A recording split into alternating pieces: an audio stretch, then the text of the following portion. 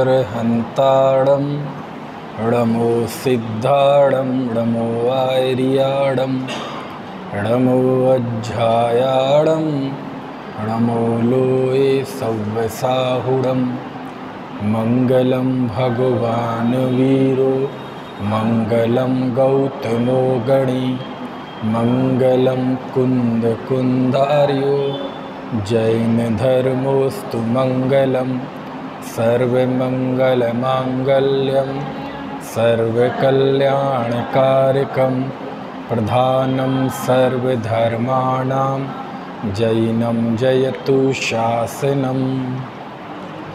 नमः श्रीवर्धमानाय निर्धूतकलिलात्मने सालोकानां त्रिलोकानां यद्विद्यादर्पणायते।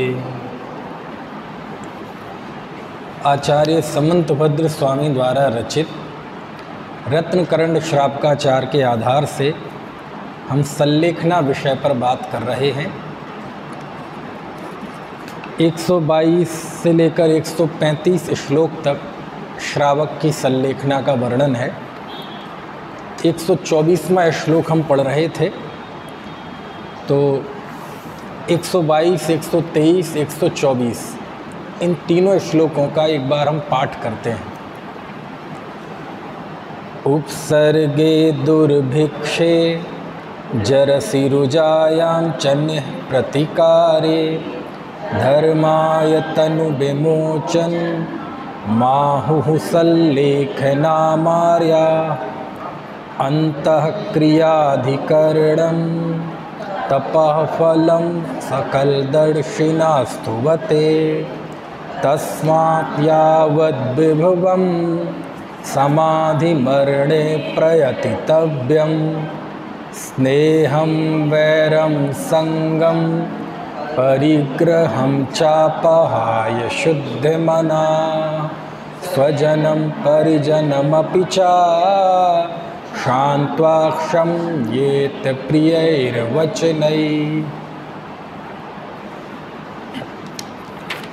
125वां भी पढ़ते हैं। आलोच्य सर्वमेनः कृत्कारित्मनुमतं च निर्व्याजम् आरोपयेन्महाव्रत मामरणस्थायि निःशेषम्। मैं बोलता हूँ, आप दोहराइएगा, है ना। एक साथ पढ़ गया मैं। आलोच्य सर्वमेनः, बोलिए। कृत्कारित्मनुमतं च निर्व्याजम्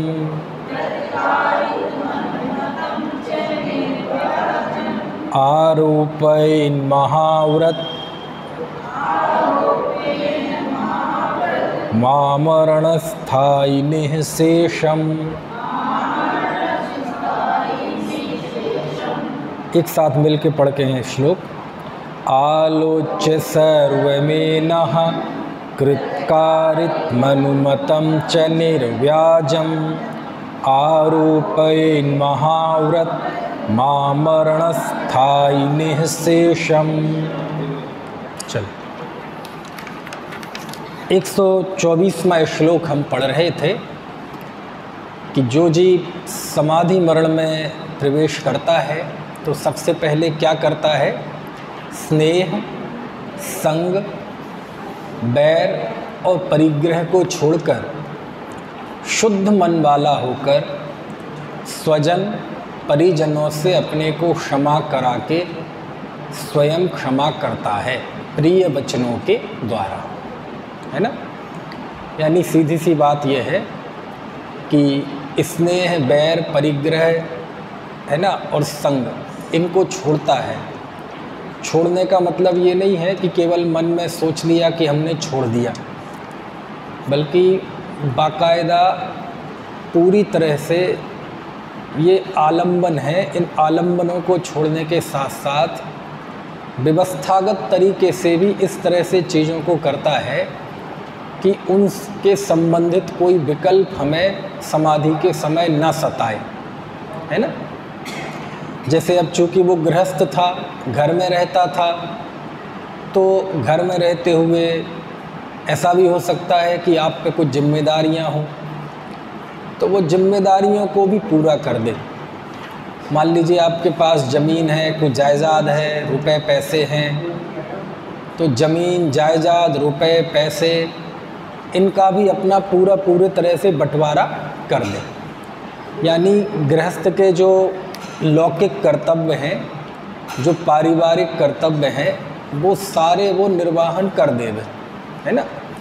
क्योंकि ये ऐसी समाधि की बात चल रही है कि जिसमें इसे हम कह सकते सविचार भक्त प्रत्याख्यान, जो समाधि विचार पूर्वक होती है, यानी जिसकी हम बाकायदा प्लानिंग करते हैं, मन में योजना बनाते हैं, मन में सारी चीज़ें व्यवस्थित करते हैं, तो उस संलेखना की बात चल रही है।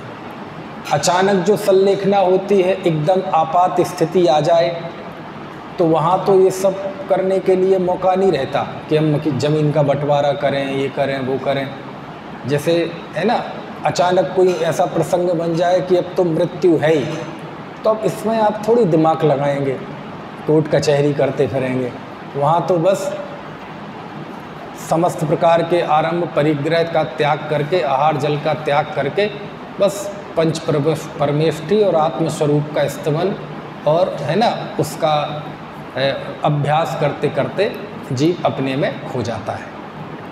लेकिन ये वो समाधि की बात चल रही है कि जैसे हम लोक के कार्य में हर एक चीज़ की प्लानिंग करते हैं, ठीक है, तो ऐसे ही अब समाधि के लिए भी वह जीव तैयार हो रहा है। तो तैयार के लिए क्या करता है वह जीव? पहले तो जो आपके लौकिक उत्तरदायित्व हैं वो आप उससे निवृत्त हों। मान लीजिए आप बुजुर्ग हैं, आपके पास प्रॉपर्टी है, आपके बच्चे हैं, तो क्या करें आप? समाधि में ग्रहण करने के पहले वह जीव सबका हिस्सा बांट कर देता है, सबका जो हिस्सा है उसे दे देता है, और जो भी कोर्ट यानी कानूनन लीगली जो वसीयत लिखना हो वो वसीयत लिख देता है, ठीक है। उससे क्या होगा? गृहस्थ है ना, अब हम शांति से, हमारे ऊपर कोई बोझ नहीं है अब, क्योंकि ऐसा नहीं करेंगे तो मन में कुछ ना कुछ लगा रहेगा। आप देखो ना, शास्त्रों में जो दृष्टांत आते हैं, उदाहरण आते हैं कि बाहुबली भगवान को ज़मीन का लगा रहा था। क्या लग रहा था उनको? कि मैं भरत की ज़मीन पर खड़ा हूँ। यानी आप समझो ना किस किस तरह के विकल्प सताते हैं। जब भगवान ऋषभदेव ने दीक्षा ले ली, और दीक्षा लेने के बाद जब वो दीक्षा लेने के बाद सीधे वो तो खड़े हो गए थे, है ना, 1 साल तक खड़े ही रहे थे। तो उनके पुत्रों में से 2 पुत्र तो उनके पास इस बात के लिए पहुंच गए कि आप हमारा हिसाब तो किए ही नहीं। समझ में आए ना, लिखा आदि पुराण में जाएंगे तो लिखा है। तो एक भवन वासियों का था, शायद चमरेंद्र आया, कौन आया, वो आया, वो गया कि सुनो अब तुम इनके चक्करों में ना पड़ो, अब ये तुम्हारा प्रॉपर्टी का निपटारा नहीं करेंगे, है ना, तुम इन्हें डिस्टर्ब ना करो। अब तो ये बहुत अलग भूमिका में पहुंच गए हैं, अलग स्थिति में पहुंच गए हैं, अब चलो हम कराते हैं तुम्हारा हिसाब। तो फिर वो इंद्र ले गया, कौन सा इंद्र था मुझे ध्यान नहीं आ रहा, चमरेंद्र था शायद, भवनवासियों का कोई इंद्र था, तो वह ले गया। और कोई भी इंद्र होगा, मतलब देव था कोई, किस कैटेगरी का इंद्र था, तो वो ले गया और उनका बाकायदा हिसाब किताब कराया, है ना। उनके राज्य पाट का जो भी हिस्सा वगैरह था, जो भी था, उन्हें संतुष्ट किया। तो कहने का आशय ये है कि यदि आपने अपनी प्रॉपर्टी का, अपने रुपए पैसे का बंटवारा नहीं किया, है ना, कितना किसको देना बराबर, बेटी बेटा जो भी है, तो कहीं ना कहीं आपके मन में सल्ल रहेगी और उनके मन में भी सल्ल रहेगी, उनकी भी शिकायतें बनी रहेंगी, है ना। और जब आप उनसे क्षमा कराएंगे ना, इसमें लिखा ना क्षमा करा के, तो आप क्षमा कराएंगे तो वो यही कहेंगे कि आपने तो हिस्सा बांट ही नहीं किया, समझ में आया, आपने तो वसीयत ही नहीं लिखी, आप सारा लेके जाओगे क्या? अथवा आपने उसको कम दे दिया, मुझे ज़्यादा दे दिया, ये कर दिया, वो कर दिया, ये कंप्लेंट बनी रहेंगे। तो जो लौकिक उत्तरदायित्व हैं उनको भी वह पूरा करता है बिल्कुल क्लियरिटी के साथ। कोई मन में किसी के शक ना रहे, कोई संदेह ना रहे, है ना। आखिरी समय में कोई हमारे पास कंप्लेन लेकर ना आए, मेरे मन में भी ना रहे कि मेरा काम रह गया। एक बात। दूसरी बात, कहीं बैंकों का कोई हिसाब किताब बचा हो, आपकी पासबुक हो, आपके कई अकाउंट्स हों, समझ में आए ना, तो उनको बराबर बंद करें।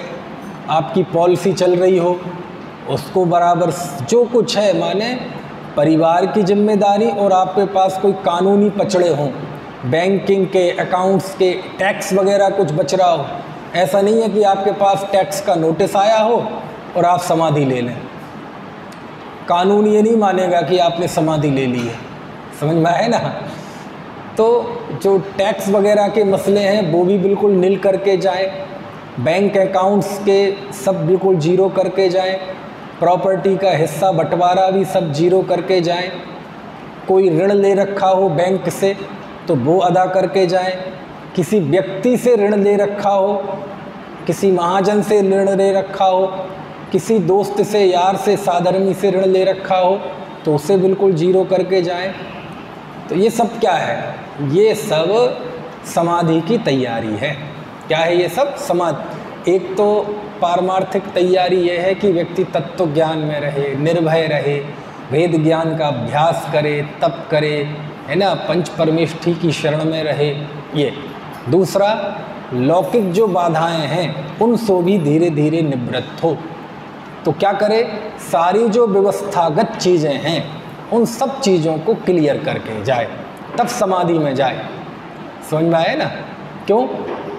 जैसे कोई दीक्षा लेता है तो दीक्षा लेते हैं तो क्या करते हैं?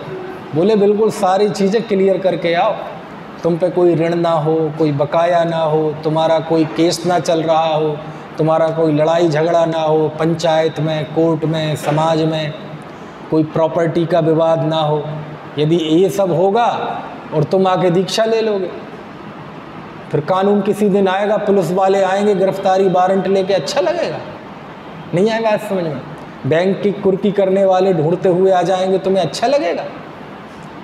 तो ये मार्ग भी ऐसा ही है कि अब आप अपरिग्रह के होने के मार्ग में आ रहे हैं। समाधि बनने जा रहा है, महाव्रत लेने जा रहा है वो जी, अभी आएगा अगले 125वें श्लोक में, वो महाव्रत अंगीकार करता है। तो समाधि में स्थित होके ये जितनी भी व्यवहारिक चीज़ें हैं इन सबको बिल्कुल नील करके आए जी। कौन कौन सी चीज़ें? आपके सारे प्रॉपर्टी के लेन देन, आपके बैंकिंग लेन देन, आपने कुछ ऋण ले रखा हो वो क्लियर करके आए, आपका मंदिर पे कुछ बाकी हो तो वो भी क्लियर करके आए। ऐसा नहीं कि आपने मंदिर में बोल दिए कि हम 1 लाख रुपए देंगे और फिर आके समाधि में ले लो, अब कोई मांगने आएगा जी हम तो अब समाधि में हैं। ऐसा नहीं, क्लियर करो पूरा। समझ में आए ना? वैसे भी विवेक तो ये कहता है कि मंदिर में जो पैसे आप बोलो, जैसे आपने बोले, तो कभी भविष्य को सोचकर नहीं बोलना चाहिए कि आ जाएंगे, अगले साल आ जाएंगे, अभी सीजन आएगा ना तो बहुत पैसे आ जाएंगे व्यापार में, तो इसलिए अभी से बोल दो। ऐसा नहीं, जो पैसे आप बोलो, घर जाओ, अब यहाँ तो लिए नहीं रहेंगे, आप भोजन बाद में करो, पानी बाद में पियो, पहले वो मंदिर में पैसे दे के आओ फिर करो। समझ में? कहने का आशय ये है कि समाधि में जाना मतलब आप बिल्कुल एक तरह से सामायिक में जा रहे हैं। काय में जा रहे हैं? सामायिक में जा रहे हैं। तो जैसे सामायिक में जाने के पहले पूरे विकल्पों को छोड़ते हैं तो वो तो कुछ देर के लिए छोड़ता है गृहस्थ, लेकिन अब तो समाधि में जा रहा है तो आजीवन के लिए सारे विकल्पों को तोड़कर आए। क्योंकि समाधि के समय यदि कोई प्रॉपर्टी का, कोई बैंकिंग का, कोई रिश्तेदारी में कोई लेना कोई देना पड़ा होगा तो आप नहीं कर पाएंगे समाधि। आपके अंदर विकल्प बना रहेगा, उन लोगों के अंदर कोई ना कोई शिकायत चलती रहेगी। समझ में आए ना? इसलिए उन सब चीज़ों को क्या करके आए? सारा निपटारा करने के बाद समाधि अंगीकार करे, है ना। यदि ये नहीं होगा तो बैर नहीं छोड़ पाएंगे, स्नेह नहीं छोड़ पाएंगे, संग नहीं छोड़ पाएंगे, परिग्रह नहीं छोड़ पाएंगे। ऋण लेके समाधि ले ले, क्या होगा? समझ में आया ना? सारे सबसे कहे देखो सारा काम हो गया, अब बताओ, अब किसी को कोई शिकायत तो नहीं, किसी के मन में कोई बात तो नहीं, क्योंकि अब मैं समाधि ले रहा हूँ। इसके बाद मैं आपकी कोई कंप्लेंट नहीं सुनूंगा, मेरे अंदर कोई कंप्लेंट नहीं है, क्योंकि जब मैं समाधि लूँगा तो फिर मैं आपको ना किसी चीज़ की अनुमोदना करूँगा, ना किसी की अनुमति दूँगा, फिर मैं कुछ नहीं कहूँगा। समझ में आया ना? इसलिए इस समय पहले यदि आपको कुछ हो शिकायत, बंटवारा कर दिया, बताओ भाई किसी को कोई कंप्लेन तो नहीं, ऐसा नहीं है, नहीं ऊपर से नहीं बोले, सच में बताओ कोई कंप्लेन तो नहीं, मैं समाधि में चला जाऊंगा उसके बाद किसी के मन में रहेगा तो नहीं, नहीं रहेगा। समझ में आया ना? सारे याद करे, कोई बैंक में कोई किस्त ना रह गई हो, सब खत्म करके जाए, कुछ भी बाकी बचे नहीं। समझ में आया ना? ऋण ले लिया बैंक से, फिर क्या होगा, आपने समाधि ले ली। समझ में आया ना? तो मुसीबत आएगी। आप तो समाधि में और वो बैंक वाले आ जाएं वसूल करने, कैसा लगेगा? कुछ बात समझ में आ रही कि नहीं है? कुछ भी बाकी ना रहे, जितने भी उत्तरदायित्व हैं वो पूरे कर दे, तब समाधि ले। क्योंकि यदि उत्तरदायित्व पूरे नहीं करेगा और समाधि ले लेगा तो वो मन में संकट बना ही रहेगा। समझ में आया? इसलिए तो ये सब छोड़े, मतलब ये सारी जिम्मेदारियां भी पूरी कर दे, सारे उत्तरदायित्व भी पूरे कर दे। समझ में आया है? अब आप सोचो, ऐसा कभी हो सकता है कि आदमी समाधि भी ले ले और प्रॉपर्टी भी रखी रहे? इसलिए लिखा ना, परिग्रह को छोड़कर है, समाधि भी ले ले और सोचे ये मेरे साथ में रहे, ये मेरे साथ में रहे, कोई मुझे छोड़ के नहीं जाना, मेरा आखिरी समय आ रहा है ना, सब है ना, नौकरी से छुट्टी ले लो, मेरे पास रहो। संग कहाँ त्याग किया, स्नेह का कहाँ त्याग किया? अरे वो कुछ नहीं कहता, तुम्हें मेरे यहाँ रहना हो यहाँ रहो, नहीं रहना हो नहीं रहो, क्योंकि अब उसने अनुमति नहीं देता। अब वो किसी चीज़ की अनुमति नहीं, किसी चीज़ का आदेश नहीं कि ये कर लो वो कर लो, नहीं कुछ नहीं। समझ में आया? मिलने जुलने की है ना इच्छा, तो ऐसा करो, सारे बेटे बेटी बहू नाती पोता सबको एक बार बुला लो, सबसे एक बार मिल लो, बाद में ना रह जाए कि मिले नहीं। इसके बाद स्नेह का त्याग करना है पूरी तरह से। समझ में है ना? भगवती आराधना में लिखा है, जब मुनि समाधि लेते हैं तो उनके सामने आहार दिखाते हैं, आहार का त्याग कराने के पहले ऐसा भोजन दिखाते हैं बढ़िया बढ़िया, है ना? क्यों? कोई मन में लालसा हो तो वो निकल जाए। समझ में आया?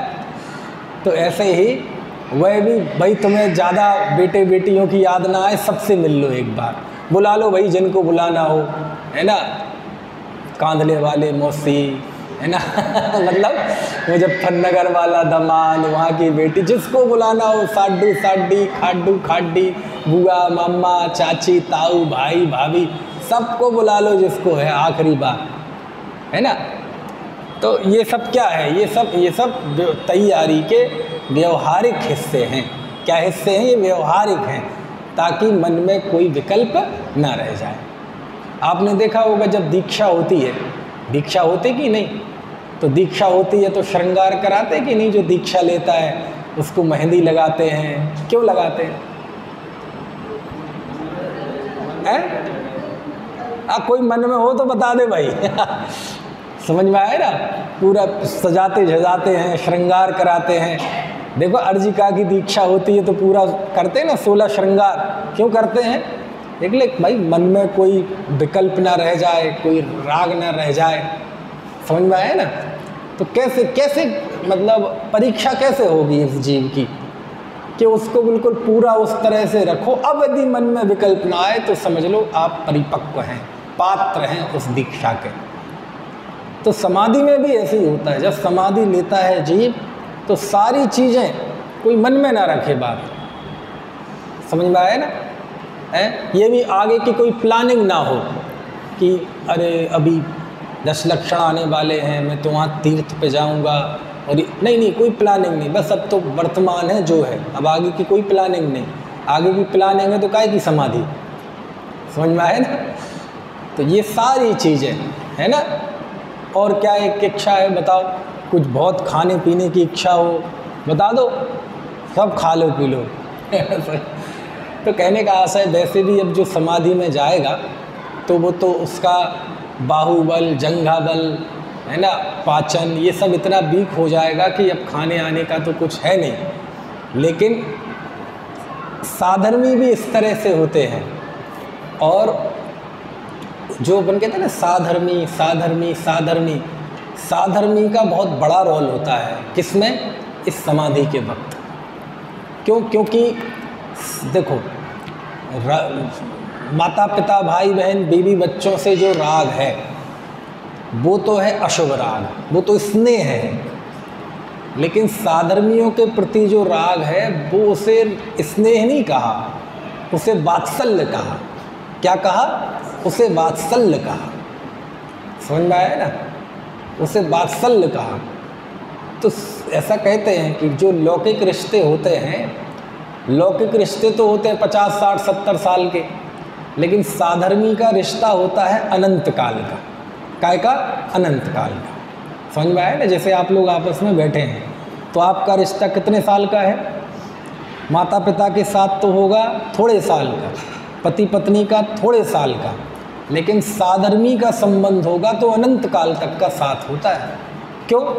क्योंकि जैसे अभी आजू बैठे हैं ना आप, ऐसे अनंत काल सिद्धालय में बैठेंगे। समझ में आया ना। तो यहाँ शांति से बैठ सकेंगे तो वहाँ बैठ सकेंगे। समझ में आया ना। तो ये तो जब कोई जीव समाधि ग्रहण करता है तो उस समय साधर्मी की भूमिका बहुत महत्वपूर्ण हो जाती है, बहुत महत्वपूर्ण हो जाती है ना।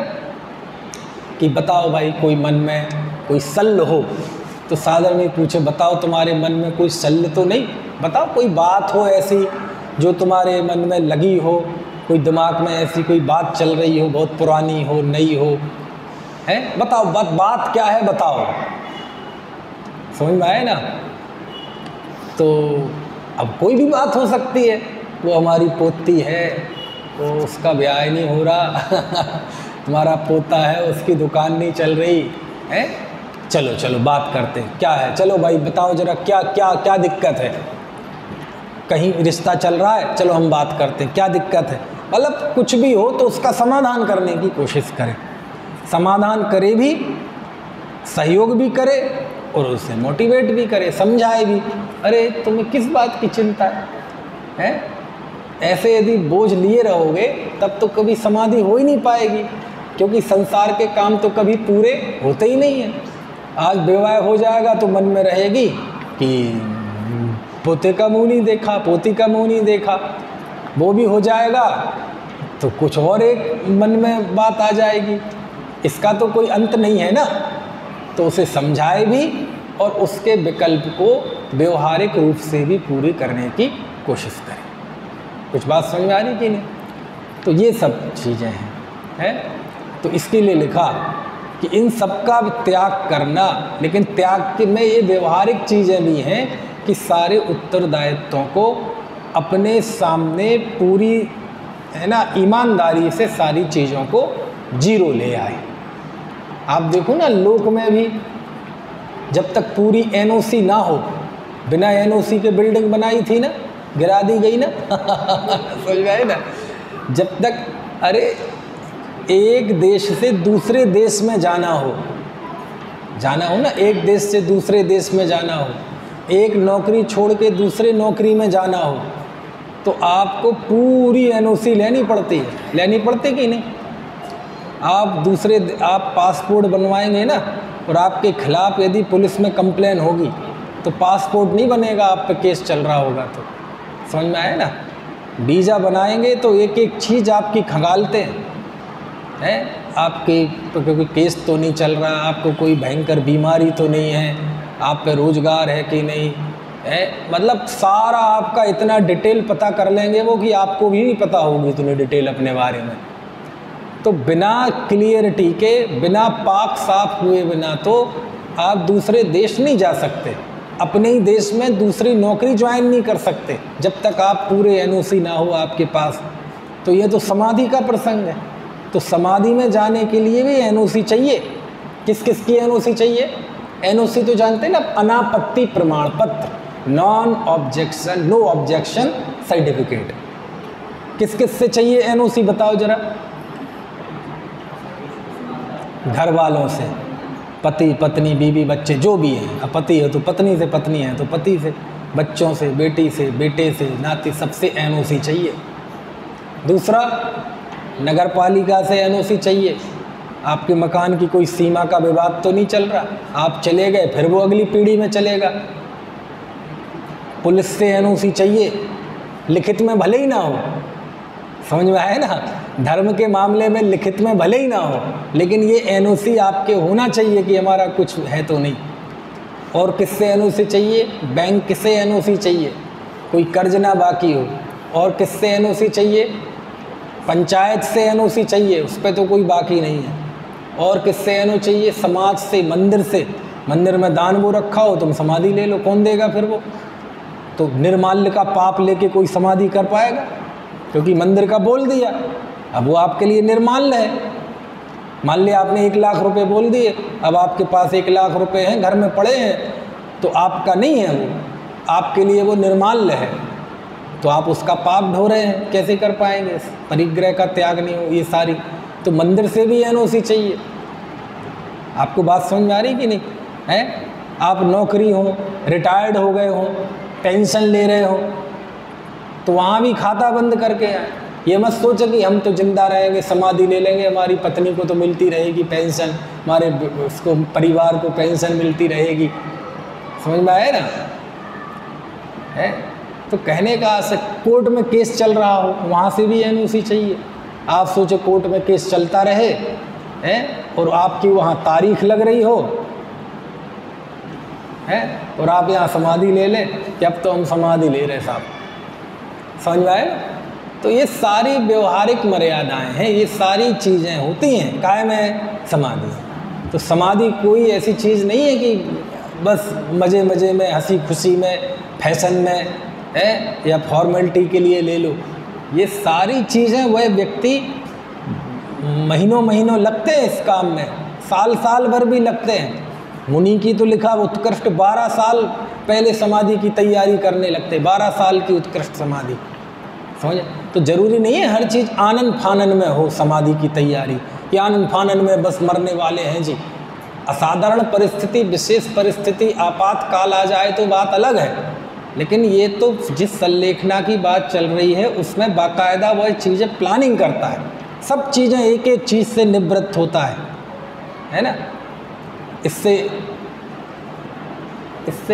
क्या शिक्षा लेनी चाहिए? इससे शिक्षा क्या लेनी चाहिए? कि ज़्यादा इतना उलझाव करना ही नहीं चाहिए ज़्यादा उलझने ही नहीं चाहिए। ज़्यादा चीज़ें जीवन में उलझी होंगी तो उन्हें सुलझाने में भी उतना ही वक्त लगेगा। जो चीज़ है वो क्लियर कट रखो, लेन देन है क्लियर कट, है ना? जो भी है क्लियर कट। यदि क्लियर कट नहीं होगा तो आप समाधि नहीं ले पाएंगे। ले भी ले गए तो समाधि को बदनाम करेंगे, आप समाधि का अपमान करेंगे, तिरस्कार, लोक में अपयश होगा, आपका भी आराधना का, धर्म का अपयश होगा। इसलिए क्या करो, ज़्यादा उलझो ही मत। समझ में आया ना? क्योंकि व्यक्ति चीज़ें इकट्ठी करने में तो लगता है बहुत समय और ख़त्म होने में चुटकी नहीं लगती। इसलिए जो समाधि मरण का इच्छुक जीव होगा वो ज़्यादा उलझेगा ही नहीं, चीज़ों को ऐसा उलझाएगा ही कि नहीं कि ज़्यादा जिसमें सुलझने में वर्षों लग जाए। बोले प्रॉपर्टी की बात है, 1 इंच 2 इंच ज़मीन की, अरे यार जो ठीक है हमने दबा ली, ये पैसे ले लो तुम अपने, तुम दबा ली ये ले लो, ज़्यादा कोर्ट में अरे वो कोर्ट में कभी निर्णय हुए ज़िंदगी निकल जाती है। उलझोगे तो सुलझने में भी टाइम लगेगा। समझ में आया ना? उस प्रकरण को जल्दी से जल्दी निपटाओ, कोई भी हो, प्रॉपर्टी का हो, लेन देन का हो, रिश्ते नातों का हो, अरे ठीक है जो आ ठीक, चलो चलो चलो आगे बढ़ो। क्योंकि आगे बढ़ना है, आगे बढ़ना है कितना? समाधि तक जाना है। तो जब आगे बढ़ना है यानी समाधि तक जाना है तो किसी चीज़ में ज़्यादा रुकना क्यों, किसी चीज़ में ज़्यादा ठहरना क्यों, किसी चीज़ में ज़्यादा उलझना क्यों। हाँ जी ठीक है, चलो चलो आगे बढ़ो आगे बढ़ो, हो गया चलो ठीक है, अब कोई दिक्कत तो नहीं, चलो। समझ में आया ना। तो इसलिए जो साधक के अंदर समाधि मरण की भावना जो होती है ना, तो समाधि मरण की भावना उसे अनेक अनिष्टों से बचाती है। कैसे बचाती है? अनेक आपदाओं से बचाती है, अनेक अनिष्टों से बचाती है, अनेक विपत्तियों से बचाती है। समझ में आए? कैसे बचाती है? अनेक विपत्तियों से बचाती है?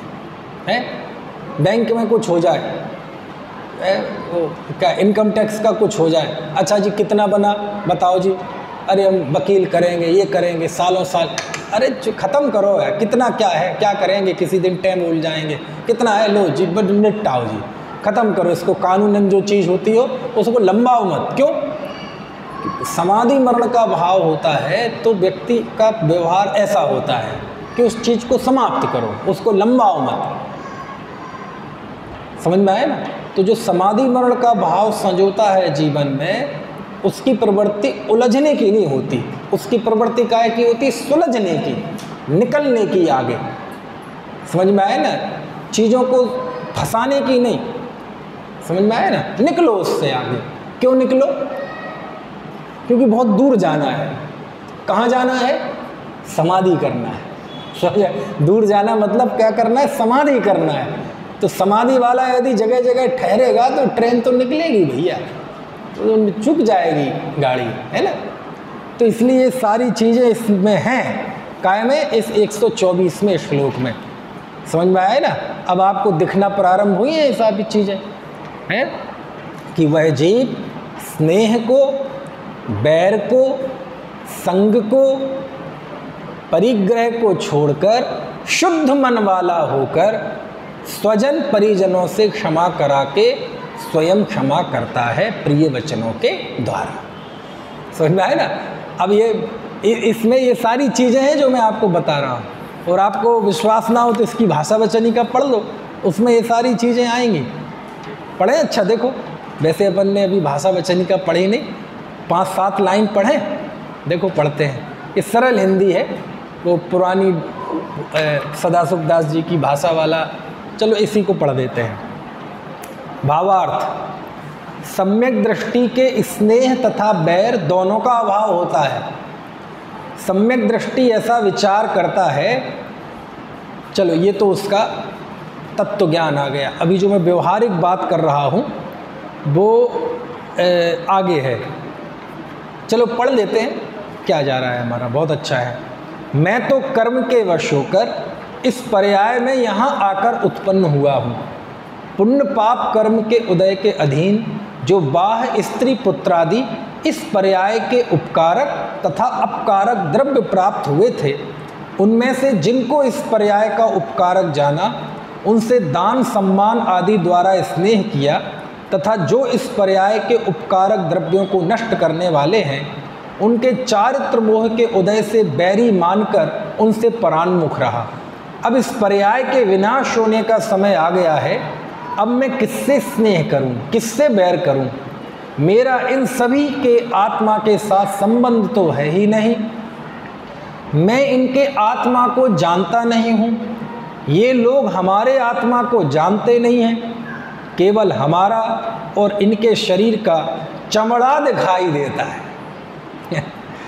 इस दिखने वाले चमड़े से ही मित्र शत्रु का संबंध है, किंतु ये चमड़े तो अग्नि में भस्म हो जाएंगे तथा एक एक परमाणु उड़ जाएंगे। अब किससे स्नेह बैर का भाव रखें? जो कोई आपसे बिना कारण अभिमानवश ही बैर करने वाले हों, उनसे नम्र होकर क्षमा मांगे। यदि मेरी भूल चूक हो गई है, यदि मैं आप शरीक हुए लोगों से अपरिचित रहा हूँ, तो मैं अब आपसे प्रार्थना करता हूँ कि मेरा अपराध क्षमा कर दें। आप शरीके सज्जनों के बिना क्षमा कौन करेगा? देखो वो बात जो कह रहे हैं धन वगैरह की, यदि आपने किसी की धन धरती छीन ली हो तो वह उन्हें वापस देकर प्रसन्न करके कहे, मैंने दुष्टता से आपका धन रख लिया था, जमीन जायजा छीन ली थी, अब आप यह वापस लीजिए। मैं पापी हूँ। दुष्टता से, छल कपट से, लोभ से अंधा होकर मैंने दुराचार किया। अब मैं अंतरंग में पश्चाताप करता हूँ। मैंने आपको बहुत दुख दिया है। मैंने जो अपराध कर दिया है वह तो अब किसी प्रकार से वापस नहीं होता। अब मैं क्या करूं? आप मुझे क्षमा करें। इत्यादि सरल भावों से क्षमा मांगे तथा क्षमा करें। जो अपने कुटुंबी, स्नेही, मित्रादि हों उनसे इस प्रकार कहना चाहिए, तुम हमारे स्नेही संबंधी हो, परंतु हमारा तुम्हारा तो इसी पर्याय का संबंध है। तुम इस देह के उत्पन्न करने वाले माता पिता हो, इस देह से उत्पन्न पुत्र पुत्री हो, इस देह को रमण कराने वाली स्त्री हो, इस देह से कुल के संबंधी बंधुजन हो। हमारा तुम्हारा इस विनाशिक पर्याय का संबंध इतने समय तक रहा है। यह पर्याय तो आयु कर्म के अधीन है, अब अवश्य नष्ट होगी। इस विनाशिक से स्नेह करना व्यर्थ है। इस देह से स्नेह करोगे तो भी यह रहने वाली नहीं है, यह तो अग्नि से भस्म होकर बिखर जाएगा। मेरा आत्मा ज्ञान स्वरूप है, अविनाशी है, अखंड है, मेरा निज रूप है। जिन स्वभाव का विनाश नहीं होता, जिसका संयोग हुआ है उसका अवश्य वियोग होगा। जो अनेक पुद्गल परमाणुओं से मिलकर बना है उसका अवश्य विनाश ही होगा। इसलिए इस विनाशी अज्ञान जड़ स्वरूप मेरे पुद्गल देह से स्नेह छोड़कर अपने अविनाशी ज्ञायक आत्मा के उपकार करने में उद्यमी होना योग्य है। जिस प्रकार से मेरे ज्ञान दर्शन स्वभावी आत्मा का राग द्वेष मोह आदि से घात नहीं हो तथा ज्ञानादि की उज्ज्वलता प्रकट हो, वीतराग निज स्वभाव की प्राप्ति हो जाए, वैसा यत्न करना चाहिए। यह पर्याय तो अनंत बार धारण करके छोड़ी है। मैंने दर्शन ज्ञान चारित्र की विपरीतता से विषयों के अधीन होकर विपरीत श्रद्धान, विपरीत ज्ञान, विपरीत आचरण करके चारों गतियों में परिभ्रमण किया। कहाँ तो मेरा समस्त ज्ञाता सर्वज्ञ स्वरूप और कहाँ एक इंद्रिय पर्याय में अक्षर के अनंत में भाग ज्ञान का रहना। अनंत शक्ति अंतराय कर्म के उदय से नष्ट होकर पृथ्वी, पाषाण, जल, अग्नि, पवन, वनस्पति रूप 5 स्थावरों में जन्म लेना, विकलत्रय होना, यह सब मिथ्या श्रद्धान, मिथ्या ज्ञान, मिथ्या आचरण का प्रभाव है। अब अनंत काल में कर्म के बहुत क्षयोपशम से, वीतरागी के स्यादवाद रूप उपदेश से मुझे कुछ स्वरूप पर रूप का ज्ञान हुआ है। अतः हे सज्जन, अब ऐसा यत्न करो जिससे मेरा आत्मा राग द्वेष मोह रहित होकर निर्भय होकर आराधनाओं की शरण सहित एक देह का त्याग करे। अनादि काल से मिथ्यात्व सहित अनंत बार बाल मरण किए, यदि एक बार भी पंडित मरण करता तो फिर मरण का पात्र नहीं होता। इसलिए अब इस देह से स्नेह आदि छोड़कर जैसे मेरा आत्मा रागादि के वश होकर संसार समुद्र में नहीं डूबे, वैसा यत्न करना उचित है।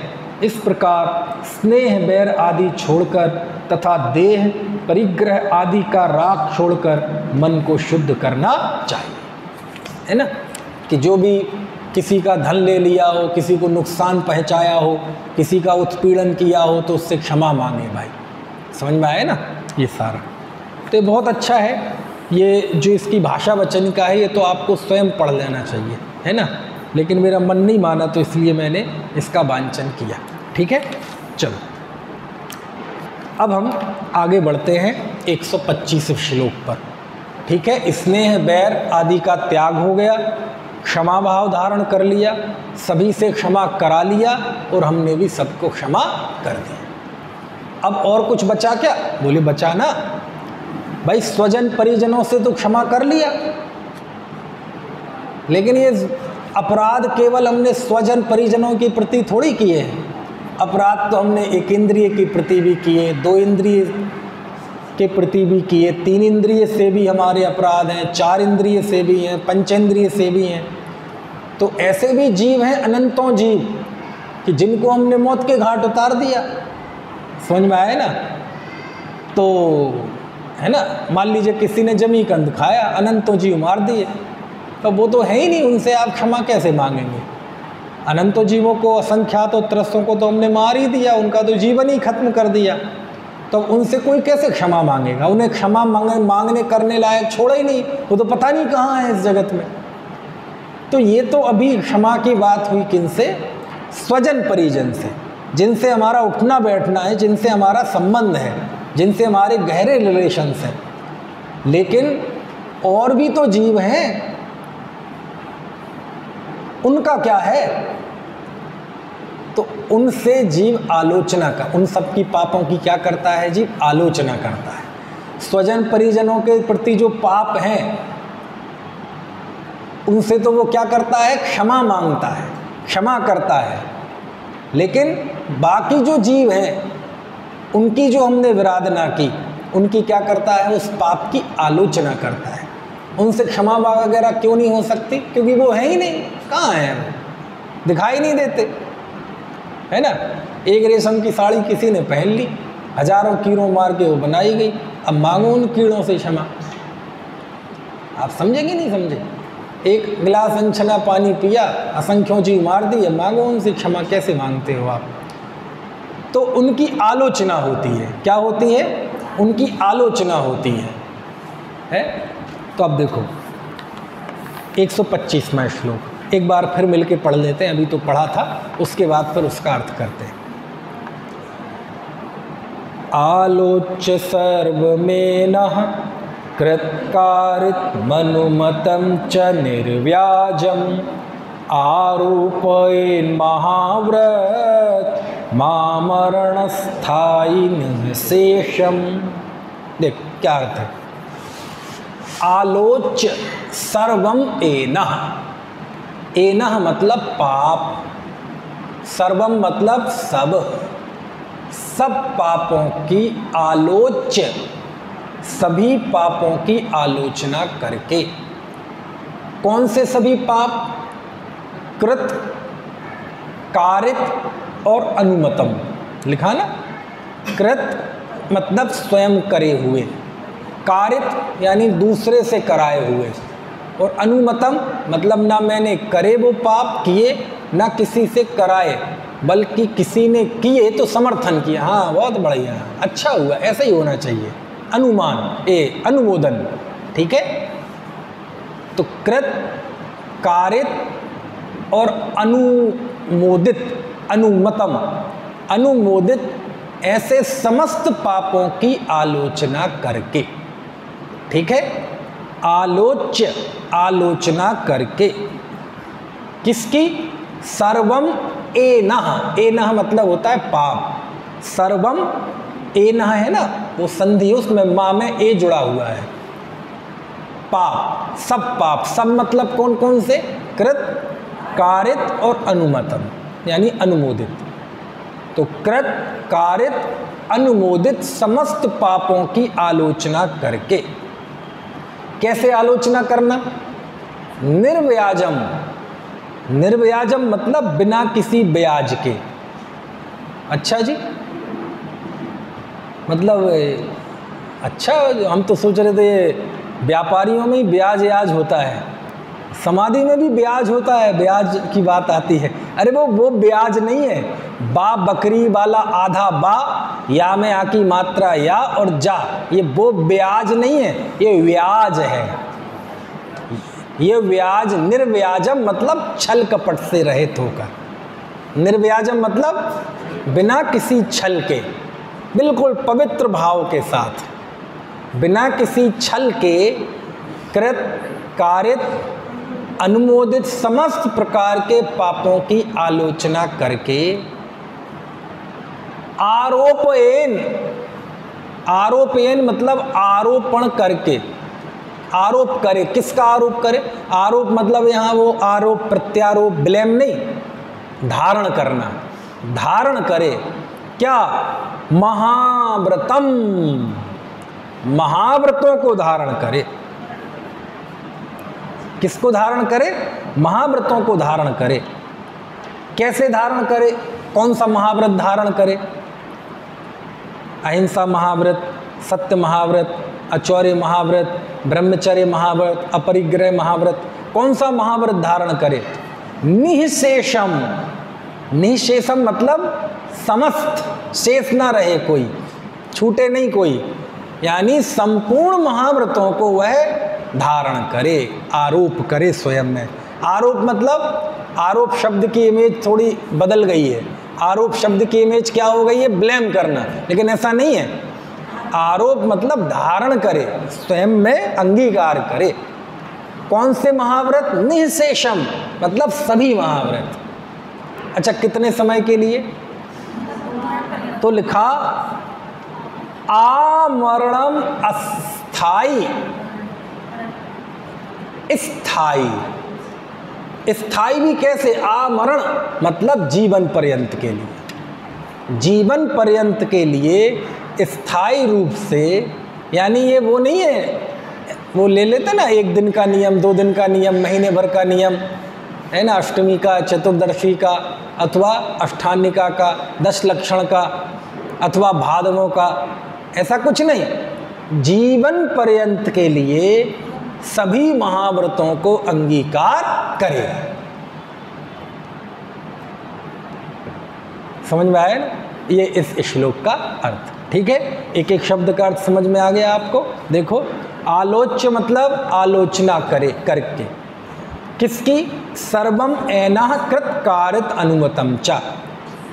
कृत कारित अनुमोदित ऐसे समस्त पापों की आलोचना करके। निर्व्याजम मतलब छल कपट रहित होकर। आरोपेन मतलब आरोपण करे, धारण करे। क्या धारण करे? महाव्रतम, महाव्रत धारण करे। कितने? निःशेषम, समस्त महाव्रत धारण करे। तो कब तक के लिए? तो लिखा ना मामरण, मामरण नहीं है वो, महाव्रतम और आमरण इन दोनों को मिलके बन गया वो। आमरण स्थाई, जीवन पर्यंत के लिए स्थायी रूप से वह जीव महाव्रत अंगीकार करे। यानी समाधि मरण के लिए किसको क्या करना? महाव्रत करे। आप कहेंगे महाव्रत तो मुनि के होते, तो क्या मुनि बने? हाँ, मुनि बने। मुनि बन, समाधि मरण की उत्कृष्ट जो स्थिति वो ये है कि मुनि बने, वो महाव्रत अंगीकार करें, ऐसा लिखा। देखो साहब, ये तो बहुत कठिन है। कहाँ है कठिन? क्यों? केवल बोलने के लिए ही बोलते थे क्या? संत साधु बन के बिचरूं, वह घड़ी कब आएगी, तो बोलते थे ना खूब जोर जोर से, चिल्ला चिल्ला के, संगीत के साथ। तो कई बार तो चमर लेके, तो आ गई ना घड़ी। बोले अब आखिरी समय में भी नहीं करोगे तो क्या केवल बोलते ही थे क्या? ऐसा नहीं आई बात समझ में? भाई खूब बोलते थे ना, रोज भावना भाते थे ना। क्या भावना भाते थे? अपूर्व अवसर ऐसा किस दिन आएगा। पढ़ा है? कहाँ है? इसमें है, जिनेंद्र है आराधना।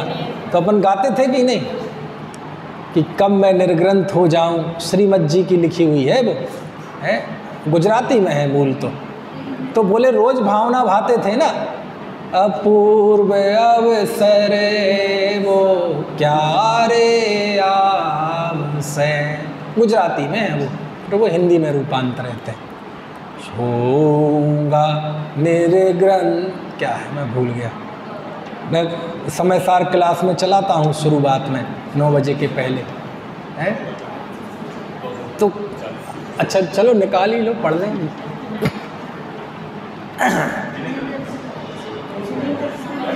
यही है, यही है, ला मैं देखता हूँ, इसमें नहीं है।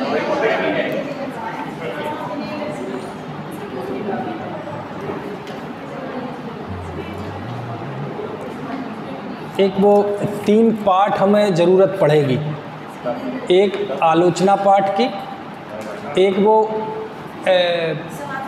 हाँ दिन रात मेरे स्वामी भावनाए भाव वो उसकी। नहीं मिल रहा है इसमें। हाँ इसमें है, देखो मैं बोलता हूँ 213 पेज पर है इसमें, हिंदी में है इसमें। नहीं ये तो दूसरा है, ये तो और किसी का है, वो श्रीमद जी वाला नहीं है इसमें। चलो कोई बात नहीं।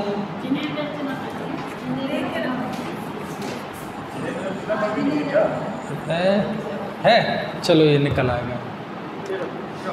अपूर्व अवसर ऐसा किस दिन आएगा, कब होगा बायंतर निर्ग्रंथ, जब संबंधों का बंधन तीक्ष्ण छेद कर, विचरूंगा कब महत पुरुष के पंथ, जब अपूर्व अवसर ऐसा किस दिन आएगा। तो बोले क्या बोलने ही के लिए है क्या भाई? जैसे कोई भावना भाता है कि मैं अपूर्व अवसर प्राप्त करूं, मैं बाह्य और अभ्यंतर है ना निर्ग्रंथता धारण करूं, तो बोले आ गया ना, अब जब मरने को हो रहे हो तो अब कर लो। जिंदगी भर जो बोलते थे कि कब आएगा वो दिन, आ गया ना टाइम। अरे जीते जी नहीं बन पाए तो कम से कम जीवन के आखिरी समय में बन लो। ये लिखा है इसमें, इस श्लोक में। उदासीन वृत्ति हो सब पर भाव से, यह तन केवल संयम हेतु होय, जब किसी हेतु से अन्य वस्तु चाहूं नहीं, तन में किंचित भी मूर्छा नहीं होय, जब अपूर्व अवसर ऐसा किस दिन आएगा। बहुत लंबा है ना। देखो 11वां स्ट्रेंजा, एकाकी बिचरूंगा जब शमशान में, गिरी पर होगा बाघ सिंह संयोग, जब अडोल आसन और नमन में शोभ हो, जानू पाया परम मित्र संयोग, जब अपूर्व अवसर ऐसा एक दिन। फिर आगे पूरी भावना भाई है ना, बहुत अच्छा है। 21 स्ट्रेंजा हैं इसमें, तो सारे तो नहीं पढ़ सकते। कहने का आशा ये है कि बोले समंतभद्र स्वामी के सामने कोई, समंतभद्र स्वामी के पास जाके कोई कहे कि साहब आपने तो बड़ा लंबा कोर्स बता दिया, आलोचना करके महाव्रत अंगीकार करे, और वो भी जीवन पर्यंत के लिए, बोली 5 महाव्रत, तो समंतभद्राचार्य क्या कहेंगे? क्यों ऐसे ही बोलते थे क्या भाई? तुम कहते थे ना कब ऐसा अवसर आएगा जब मैं बाह्य और अभ्यंतर निर्ग्रंथता प्राप्त करूंगा। अरे तो जीवन में तो हो नहीं पाए, अब तो हो जाओ। अब तो मृत्यु सामने खड़ी है, अब तो समाधि मरण ले रहे हो, अब हो जाओ। वो भावना जो संजोई थी अब हो जाओ। बोले नहीं हो सकते, इसका मतलब तुम केवल गाल बजाई करते थे। समझ में आया? गाल बजाई, यही शब्द सुना था मैंने। बोले दुनिया में सबसे सरल काम क्या है? जुबान लो और तलबे से मार दो। समझ में आया ना? अच्छे अच्छे भजन है। मेरे कब है वा दिन की सुघरी, तन बिन नगन असन बिन जीवन, सुगरो नासा दृष्टि धरी। मेरे कब है वा दिन की सुघरी, कि कब ऐसा वो मेरे दिन की सुघड़ी आएगी जब तन बिन नगन, शरीर तन बिन बसन, तन होगा वह बसन के बिना होगा। पता नहीं मैंने जब गाया था क्या बोला था? तन बिन बसन असन बिन जीवन, शरीर